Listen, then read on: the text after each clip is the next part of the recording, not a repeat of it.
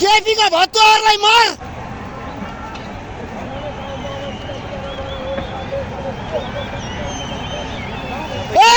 केपीका भत्तुवा कहाँ बाँच्दैन सब।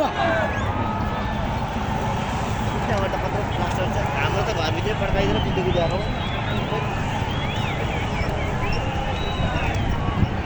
यो सबै पेलिएर गयो हुन्छ क्या। त्यो पुलिसले टक्कर दिएर अगाडि छिराउने छिरै हुन्छ। छिरै हुन्छ भने अब अनि यसरी ग्यास हाल्यो त आँखा हेर्नु दिँदैन अनि के त्यसरी त यहाँ तिरिमिरी भएर बस्छ बरु सिधै पेलेर गयो भने छिरै भइहाल्छ।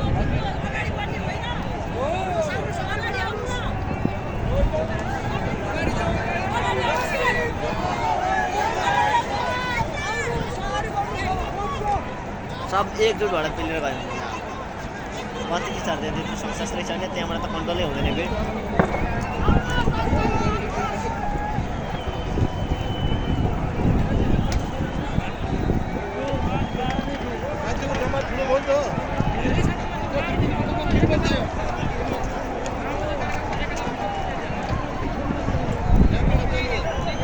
यहाँ अहिले के तितर बितर गरे उताबाट गणतन्त्रवादी आएछ। गणतन्त्रवादी आएको